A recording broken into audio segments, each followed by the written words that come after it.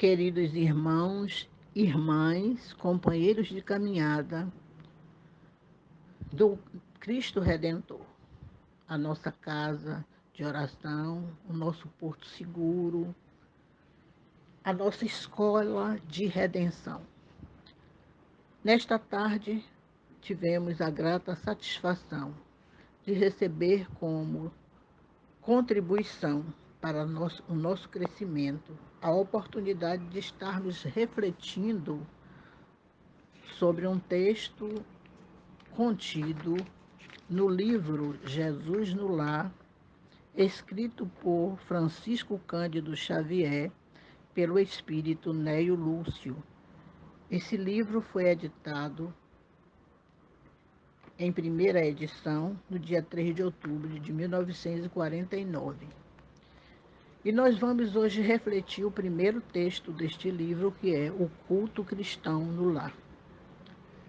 Esse livro e esse livro foi escolhido numa hora muito oportuna para iniciar ou para ser trabalhado durante todo o mês de maio.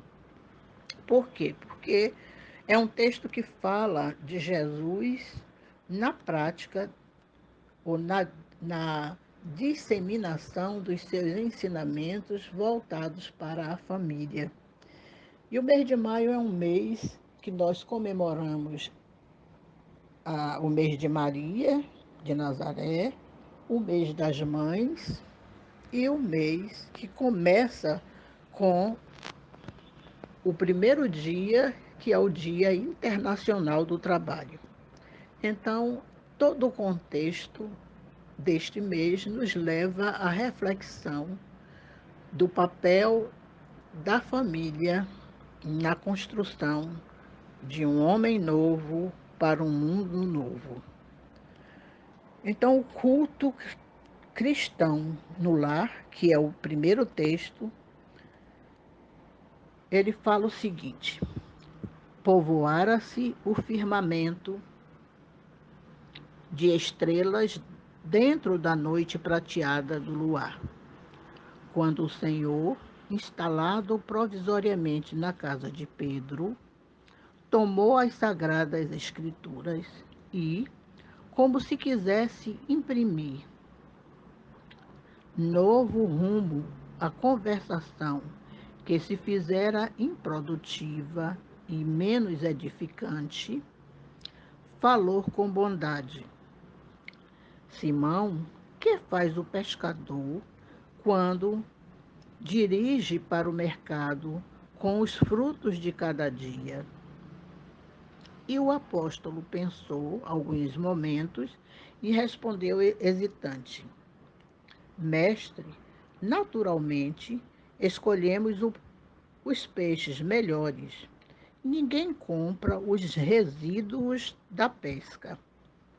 Jesus sorriu e perguntou de novo: E o olheiro, que faz para atender a tarefa a que se propõe?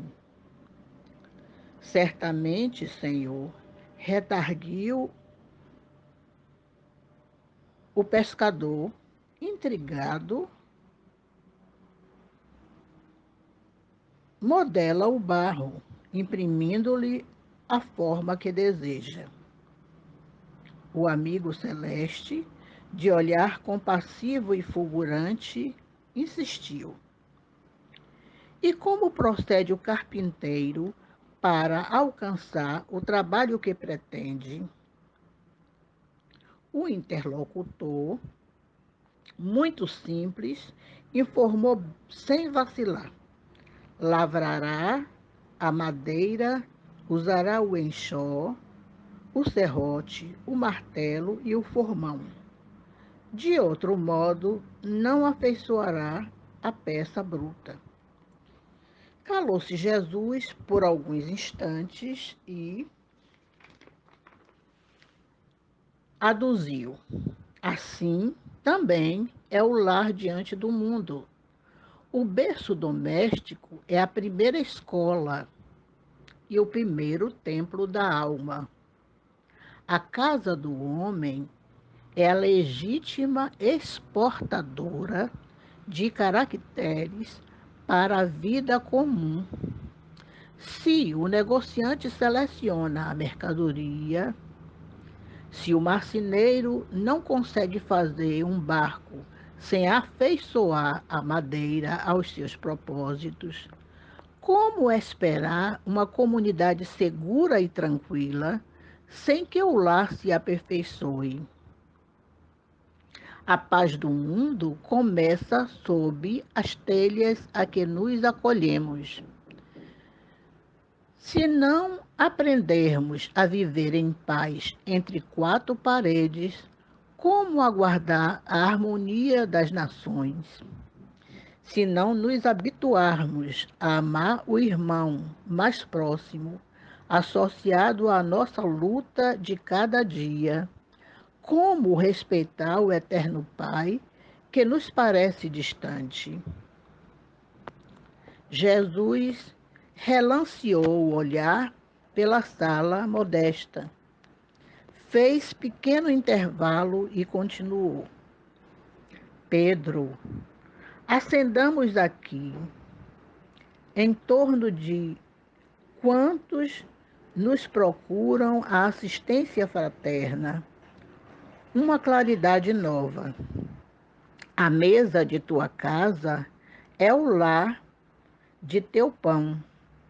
Nela recebes do Senhor o alimento para cada dia.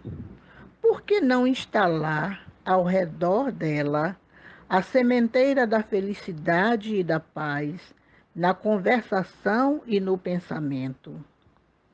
O Pai, que nos dá o trigo para o celeiro, através do solo, envia-nos a luz através do céu. Se a claridade é a expansão dos raios que a constituem, a fartura começa no grão. Em razão disso, o Evangelho não foi iniciado sobre a multidão, mas sim no singelo domicílio dos pastores e dos animais. Simão Pedro fitou no Mestre os olhos humildes e lúcidos, e como não encontrasse palavras adequadas para explicar-se, murmurou tímido: Mestre, seja feito como desejas. Então, Jesus, convidando a família do apóstolo à palestra edificante e à meditação elevada, desenrolou os escritos da sabedoria e abriu na terra o primeiro culto cristão no lar. Essa belíssima página nos convida a algumas reflexões, alguns pontos importantes para a nossa reflexão. O lar é a primeira escola que nos possibilita aprendermos o que precisamos para desenvolvermos as habilidades que possuímos e que estão latentes desde o nascimento em cada criança, que é, na verdade, um filho de Deus, um filho que Deus coloca nas mãos de pai e de mãe para fazê-lo crescer, desenvolver-se, tornar-se respeitosos, amáveis, integrado com a natureza e com o universo. Quando Jesus põe as questões com relação a cada profissão, perguntando a Pedro o que ele faz com o fruto do trabalho diário, e ele coloca que leva os melhores peixes para o mercado. Quando Jesus pergunta o que faz o olheiro, e que Pedro responde que ele dá forma ao barro naquilo que ele pretende construir. Quando Jesus pergunta o que faz o carpinteiro, com a madeira, e Pedro diz que se ele não trabalhar a madeira, ele não terá condições de produzir nada com ela. Jesus deixa um grande legado para as nossas reflexões e que nos leva hoje a perguntarmos: o que estão fazendo pais e mães na tarefa sublime que Deus os confiou de serem pais e mães do filho que enviou para aprender, para crescer, para se transformar em um ser melhor? O que faz esses pais da condição de tutores do Filho de Deus e que terão que prestar contas um dia de como cuidaram desse bem maior? O que fizeram para ajudar na tarefa de descobrir-se humano, de reconhecer-se portador de amplas possibilidades de desenvolver-se? O que fizeram esses pais para relacionar-se com os demais seres existentes e com a natureza de maneira respeitosa, caridosa, reconhecendo-se filho de Deus e, portanto, em harmonia com tudo o que foi criado? O que fazem os pais para ajudar esse ser, esse filho, a desenvolver-se de modo saudável, conquistando a sua felicidade com o esforço pessoal e contribuindo para um mundo melhor? Tarefas muitas vezes árduas, sobretudo quando existem condições precárias de sobrevivência, na moradia, na alimentação, na busca de instrução. Mas mesmo assim, o sentido da maternidade e da paternidade tem uma linhagem tão divina e tão profunda que, mesmo com toda a carência, e se olharmos para as crias que nascem da reprodução dos outros animais não portadores de inteligência e de capacidade de expressarem sentimentos, mas que trazem essa força maternal, essa força paternal na própria constituição do ser criado por Deus para a multiplicação das espécies. Se deixarmos que apenas esse sentimento aflore em cada um de nós, nós vamos ver que há, mesmo com toda a carência material, a possibilidade de educar, de criar um filho amoroso, respeitoso e integrado com as forças e a criação do Pai. Então, meus amigos, Jesus, nesse texto, ele coloca para Simão, tomando, tomando as sagradas escrituras. Mas que escrituras? É evidente que as escrituras da época haviam povos politeístas que acreditavam em vários deuses, mas os hebreus foram o primeiro povo a admitir a existência de um Deus único, criador de todas as coisas. Então, os sacerdotes tinham os escritos sagrados que eram lidos nos templos, que eram meditados e que as pessoas começavam a ampliar seu nível de conhecimento e de saber. E Jesus, na casa de Simão Pedro, pega esses escritos e desenrola esses escritos que eram feitos, em princípio, em papiros, um papel próprio, um papel vegetal, e lê os textos sagrados e estabelece a meditação, trazendo uma luz nova para aquelas informações. E nesse primeiro momento, Jesus coloca que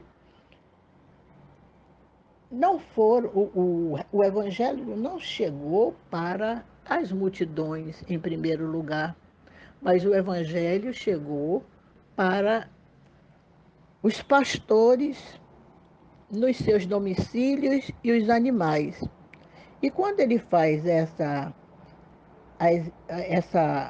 referência, ele nos coloca diante da manjedoura, do acontecimento que foi marcante para toda a humanidade. A chegada de Jesus foi a instalação do Evangelho real na manjedoura, naquele momento em que apenas os reis magos e os pastores que estavam pastoreando perceberam a estrela que dava o sinal de luz no mundo, o sinal de que o Messias havia chegado, o Mestre do amor estava nascendo e instalando na humanidade uma nova era. Tanto que, a partir de então, todo o período histórico da humanidade se refere a antes, AC antes de Cristo e DC depois de Cristo. Então Jesus é o marco, é o divisor da água desse momento de iniciação da humanidade nos conhecimentos mais profundos sobre a divindade. Ele traz também nessa fala na casa de Pedro uma reflexão para fazermos com relação ao pescador, ao olheiro, ao carpinteiro, que tem um propósito, um objetivo a cumprir. E nós perguntamos, como será que está acontecendo na atualidade a, a tarefa de pai e mãe, desenvolver essa tarefa como uma profissão divina, como um compromisso maior diante do Pai que confiou um filho. Vai, toma conta desse filho e me devolve esse filho plenamente feliz, consciente das suas responsabilidades diante do mundo, diante da vida, perfeitamente integrado diante da natureza e dos outros seres que compõem essa natureza. Nós não estamos fazendo isso. Muito pelo contrário, a pandemia tem mostrado que pais estão deixando crianças inteiramente desassistidas, totalmente ignorando suas necessidades, suas dores, suas dificuldades físicas ou emocionais, às vezes entregues a pessoas que são remuneradas para tomar conta, mas que não têm o compromisso de educá-los. E isso tem provocado assustadoramente desencarne precoce de crianças que são assassinadas, que são abusadas, que são violentadas sobre todas as formas de violência. E a violência mais atual, eu diria, mais próxima é o pai querer impor o retorno da criança à escola quando não se tem ainda uma cobertura de vacina que dê uma segurança maior da não contaminação, da não transmissão do coronavírus.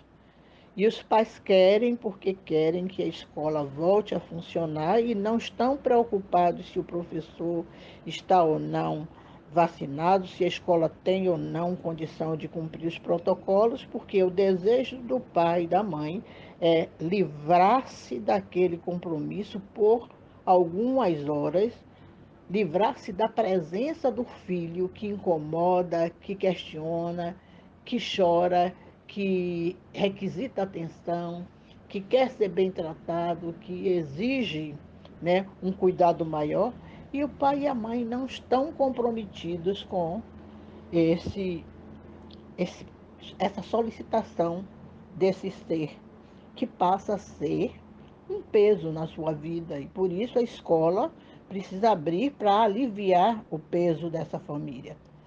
Gente, quando eu coloco essas questões, é evidente que em toda regra há exceção. mas ainda incomoda, ainda assusta a quantidade de pessoas que pensam e agem dessa forma. E aí a profissão que nós abraçamos, nós enquanto pais e mães, termina ocupando um lugar mais importante na vida daquele ser do que aquele compromisso assumido com o pai de tratar bem, de cuidar bem, de orientar bem, de encaminhar bem o filho que ele confiou em nossas mãos.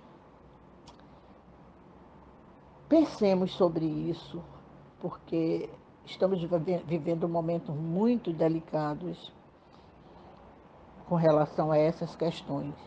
Estamos percebendo crianças desassistidas chegando ao suicídio, crianças desassistidas com síndrome de pânico, com todas os desarranjos emocionais que a falta de assistência, a falta de carinho, a falta de atenção pode provocar num ser em formação.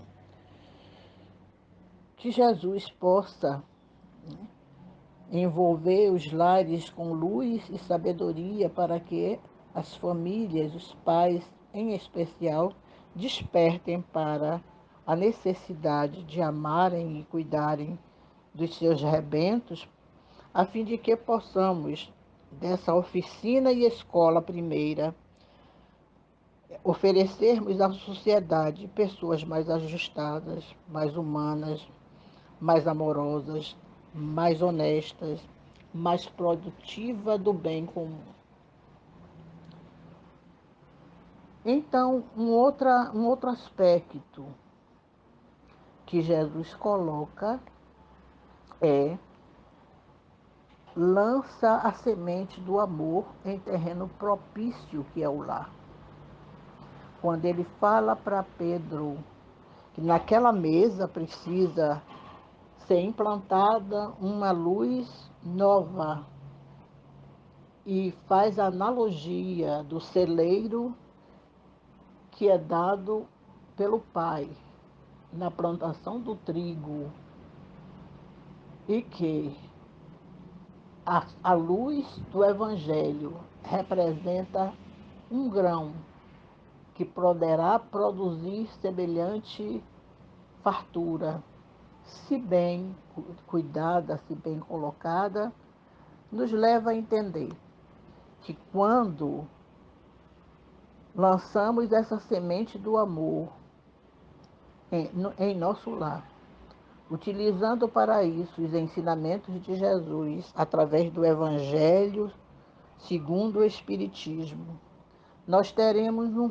farto cabedal de conhecimentos para desenvolvermos reflexões que possam conduzir à avaliação de comportamentos, de sentimentos, ao fortalecimento dos propósitos da família, na produção de atitudes, de ações renovadoras, que façam a diferença num mundo tão desigual,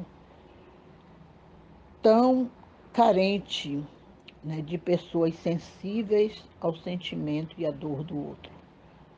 O Evangelho é a luz que se acende no lar, que protege a família, que abre espaços para uma compreensão da vida maior, que aproxima cada componente do lar ao Pai que nos criou, que nos dá a sustentação de que as dificuldades, as dores existem por necessidade de estarmos resgatando os nossos débitos, mas com a misericórdia divina, por entender que cada um de nós possui latente em si mesmo a capacidade de superar todas as dificuldades, porque nascemos portadores de talentos e habilidades inimagináveis, que precisamos apenas abrir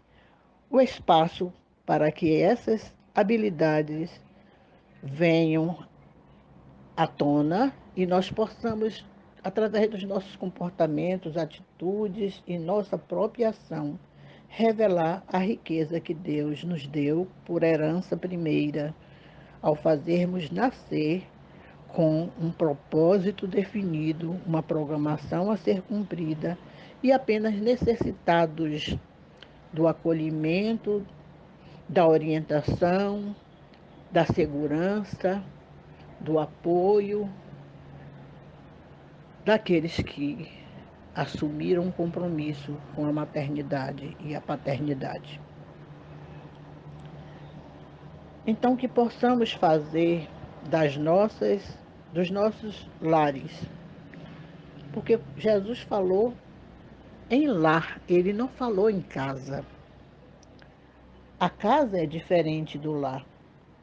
Quando nós falamos em casa, falamos da estrutura física, mas nem toda casa é edificada com solidez, edificada com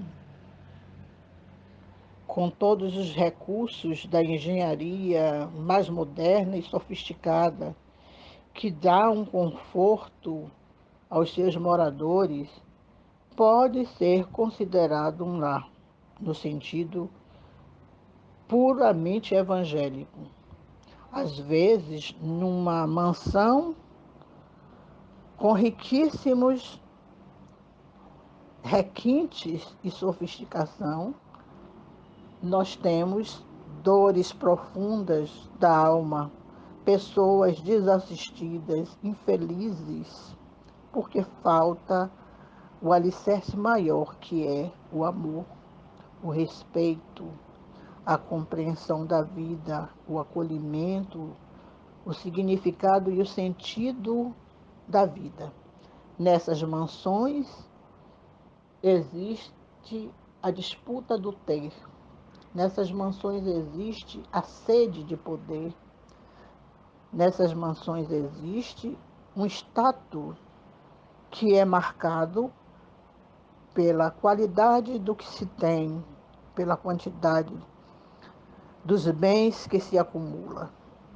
No lar é marcado pelo amor, pelo respeito, pela proteção, pela solidariedade, pela compreensão da vida, incluindo a ligação permanente com quem nos criou, com esse Pai amoroso, Criador de todas as coisas. E quando somos visitados nesse lar que não tem a opulência das mansões, mas que tem o básico, o necessário, e às vezes nem o necessário, mas que tem a estrutura do lar, a estrutura espiritual, daqueles que se amam e se respeitam com todas as dificuldades que enfrentam, daqueles que não perdem a fé, daqueles que acreditam que existe um Deus que olha e comanda tudo, e que, mesmo com todas as carências e necessidades, esperam, porque sabem que o Pai não abandona nenhum filho ao desalento. E que a finalidade de cada ser, quando reencarna, é de se tornar uma pessoa feliz.